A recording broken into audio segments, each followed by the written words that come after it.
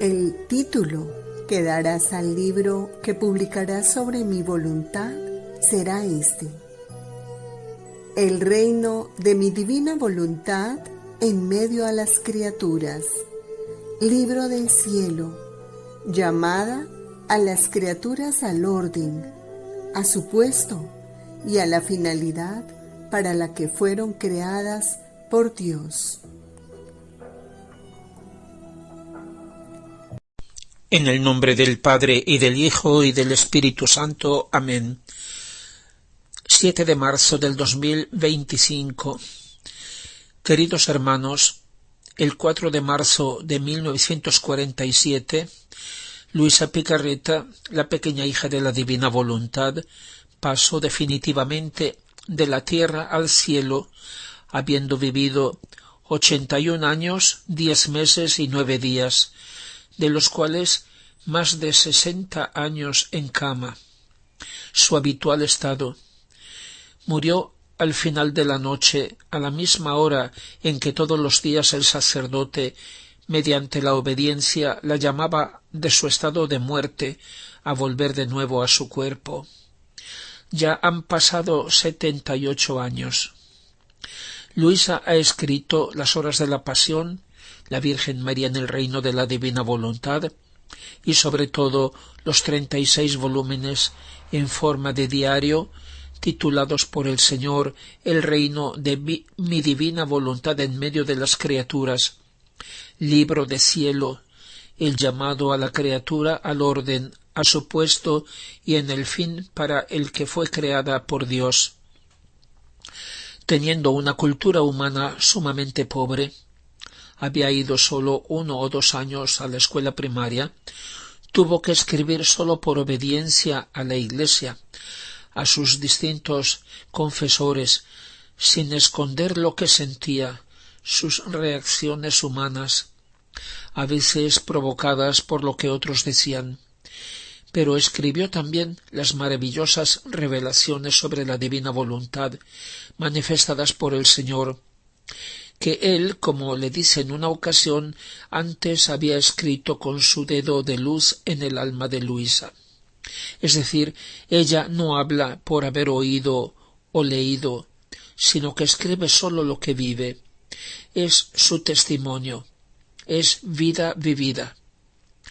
Esa es la verdadera cuestión que se debe examinar, que lo que ha escrito ella lo ha vivido. Cuantos la recuerdan y la aman, que la veneran conociéndola sobre todo por medio de sus escritos, desean justamente verla glorificada en la Santa Iglesia. En respuesta a sus deseos y plegarias, el Espíritu Santo hizo que se abriera su causa o proceso de beatificación el 20 de noviembre de 1994, fiesta de Cristo Rey. Así, por ahora, Luisa Picarreta, la pequeña hija de la Divina Voluntad, tiene oficialmente el título de Sierva de Dios. Considero justa y necesaria una cierta reflexión sobre esta paradoja, a la luz de la revelación y de las mismas palabras de Luisa, que dice: «Me parece que quieren hacerme sierva en tu casa si buscara adquirir méritos. No quiero ser sierva, sino hija». Ambos títulos son perfectamente compatibles, pero considerados en dos sentidos diferentes. Hija en vez de sierva, pero sierva fiel y obediente en vez de extraña y desobediente. Mi deseo no es tanto que Luisa sea glorificada por la Iglesia, sino que sea glorificada la divina voluntad en la forma como Jesús la manifiesta en la vida y en los escritos de Luisa, que, como ella dice en una carta, la Iglesia reciba este alimento celestial que la hará resucitar en su máximo triunfo. Glorificar la divina voluntad, que no significa aprobarla, sino acogerla con júbilo, con gratitud, con amor, tendrá como justa consecuencia glorificar también a la sierva de Dios Luisa Picarreta, reconocer el puesto y la misión única, extraordinaria, que Dios ha querido darle en su proyecto de amor, y reconocer la fidelidad con que ella la ha cumplido. Pero pensar en glorificar o beatificar a Luisa, si alguien lo ha pensado, dejando a un lado lo que ella ha vivido, dejando todavía en cuarentena sus escritos otros 40 años, eso Dios no lo permitirá. Como no habría consentido que se predicara un Cristo sin evangelio, ni un evangelio sin evangelizadores ni testigos. No soy yo el que lo dice, sino el mismo nuestro Señor a Luisa. Le dice: no te asombres por cuantas cosas grandes y maravillosas puedo decirte sobre esta misión, por cuantas gracias puedo concederte, porque no se trata de hacer un santo, en este caso una santa, de salvar las generaciones, sino que se trata de poner a salvo una voluntad divina, que todos regresen a su principio, al orden del que salieron todas las cosas, y que la finalidad de mi voluntad alcance su cumplimiento. Le dice: por eso te he dicho tantas veces que tu misión es grande, porque no se trata sólo de la santidad personal, sino de abrazar todo y a todos y preparar el reino de mi voluntad a las generaciones humanas. Le dice: quiero el sí de la criatura y que como cera blanda se deje moldear como yo quiero. Mas aún has de saber que antes de llamarla del todo a que viva en mi querer, la llamo de vez en cuando, la despojo de todo, le hago superar una especie de juicio, porque en mi querer no hay juicios. Todas las cosas quedan conformadas conmigo. El juicio es fuera de mi voluntad. Pero de todo lo que entra en mi querer, ¿quién se atreverá a hacer un juicio? Pues yo nunca me juzgo a mí mismo. Por lo que a mí se refiere, esperaré a que llegue la autoridad de la Iglesia, igual que ante el sepulcro de Cristo vacío, Juan esperó a que llegara Pedro para entrar. Sin embargo, nada le impidió ver y creer. En tanto, pidamos por quien, como Pedro, tiene una autoridad por su grave responsabilidad. La nuestra, la mía, es diferente. Las dificultades que Luisa encuentra en su camino en la Iglesia son debidas a lo que ella ha escrito. Hay quien en alguna ocasión ha dicho: Luisa es sin duda una santa, una gran santa, pero qué lástima que haya escrito, qué desgracia sus escritos. Es increíble, pero es cierto. Quien habla o escribe de ella no puede ignorar que haya escrito, lo que ha escrito y por qué ha escrito. Y hablar de todo eso conforme a la verdad es incómodo. Yo quisiera que quien lee o quien escucha se sintiera sacudir la conciencia o se despertara del sueño, yo el primero. Sobre todo a los responsables de la causa de beatificación les deseo que puedan dar un salto en la silla, que entren en crisis por motivo de su responsabilidad. Es cierto que el arzobispo de Trani, que abrió la causa de beatificación, y su sucesor dieron orden de no publicar por el momento los escritos de Luisa, ya que, entre otras cosas, en los últimos años ha habido no poca confusión, y muchos han hecho como a ellos les parecía bien, a veces sin criterio y también sin garantías de que fuera fiel lo que han publicado o han traducido. En una palabra, sin esperar a la Iglesia. Pero después de que el sol ha salido, nadie puede detenerlo. Me parece justo y necesario que la Iglesia intervenga con seriedad en todo esto, confiando en el Señor, porque sucede solo lo que sirve a su proyecto de amor. Pero me parece que hay también el peligro, como ya he dicho, de querer hacer de Luisa una santa más. evitando el problema de sus escritos, de su doctrina, porque no se conoce, no se comprende y tal vez no se desea comprender. Temo que no haya suficiente amor a la verdad, suficiente apertura sincera del corazón para acoger lo que el Señor nos ofrece. Es por eso que, como algunos dicen, Luisa Picarreta es una santa, como todas las demás santas, eso es todo. La respuesta está en las palabras de Jesús a Luisa. Por una parte, como víctima, el Señor le dice: «Hija querida mía, no te extrañes de lo que ves, porque no eres tú sola o eres única, pues en todos los tiempos he tenido almas de las que, en la medida que es posible a la criatura, he podido obtener de algún modo perfectamente el fin de mi creación, redención y santificación, y la criatura ha podido recibir todos los bienes para los que la he creado, redimido y santificado. De lo contrario, si yo no tuviera en cada época al menos una sola, se haría inútil toda mi obra, al menos para ese tiempo. Eso es orden de mi providencia, de mi justicia y de mi amor, que en cada tiempo haya al menos una a la que yo pueda hacer partícipe de todos los bienes y de todo lo que la criatura me dé todo lo que me debe como criatura. De lo contrario, ¿para qué conservar el mundo? En un momento lo destruiría. Para eso precisamente escojo las almas víctimas, para que, así como la divina justicia encontró en mí todo lo que debía encontrar en todas las criaturas, y a la vez me hizo partícipe de todos los bienes que había de darles a todas, de modo que mi humanidad poseía todo, así encuentro todo en las víctimas, y las hago participar de todos mis bienes.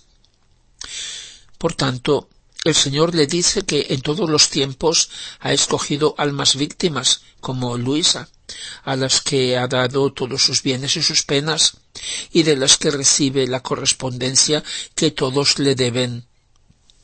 Por eso, bajo este aspecto de víctima con Jesús, Luisa no es única. Pero luego, cuando Jesús habla de la novedad del vivir en su voluntad, y no sólo hacerla, le dice, por ejemplo: «Los mismos santos se unen a mí y hacen fiesta, esperando con ardor que una hermana suya sustituya sus mismos actos, santos en el orden humano, aunque no en el orden divino. Me piden que enseguida haga entrar a la criatura en este ambiente divino». Luis estaba pensando: ¿será posible que Jesús haya dejado pasar tantos siglos sin dar a conocer estos prodigios del divino querer y que no haya elegido entre tantos santos a uno que diera comienzo a esta santidad totalmente divina? Y eso que estuvieron los apóstoles y tantos otros grandes santos que han asombrado a todo el mundo. Y le dice: «Amor mío y vida mía, yo aún no logro convencerme. ¿Cómo es posible que ningún santo haya hecho siempre tu santísima voluntad y haya vivido de la forma como ahora dices en tu querer?» Y le responde: «Desde luego que han habido santos que han hecho siempre mi querer, pero han tomado de mi voluntad en la medida que la conocían. Ellos conocían que hacer mi voluntad era el acto más grande, lo que más honor me daba y lo que conducía a la santificación, y con esa intención la hacían y eso tomaban, porque no hay santidad sin mi voluntad, y no puede resultar ningún bien, santidad grande o pequeña, sin ella. Hija mía», le dice, «en mi voluntad eterna encontrarás todos mis actos, como también los de mi madre, que envolvían todos los actos de las criaturas, desde el primero hasta el último que habrá de existir, como dentro de un manto. del cual, teniendo como dos partes, una de ellas se elevaba hasta el cielo, para devolver a mi Padre, con una voluntad divina, todo lo que las criaturas le debían: amor, gloria, reparación y satisfacción. La otra permanecía como defensa y ayuda para las criaturas. Nadie más ha entrado en mi voluntad divina para hacer todo lo que hizo mi humanidad. Mis santos han hecho mi voluntad, pero no han entrado en ella para hacer todo lo que hace mi voluntad, y recoger como en una sola mirada todos los actos desde el primer hombre hasta el último, y hacerse sus actores, espectadores y divinizadores. Con hacer mi voluntad no se llega a hacer todo lo que mi eterno querer contiene, sino que desciende limitado a la criatura, en la medida que la criatura puede contenerlo. Sólo quien entra dentro de él se ensancha, se difunde como luz del sol en los eternos vuelos de mi querer, y encontrando mis actos y los de mi madre, añade el suyo. Mira en mi voluntad, ¿acaso hay otros actos de criatura multiplicados con los míos, que llegan hasta el último acto que ha de cumplirse en la tierra? Fíjate bien, no encontrarás ninguno. Eso significa que nadie ha entrado.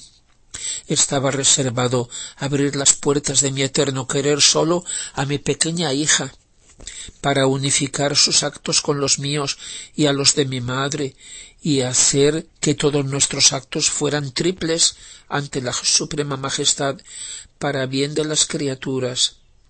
Ahora, habiendo abierto las puertas, pueden entrar otros, con tal que se dispongan a un bien tan grande.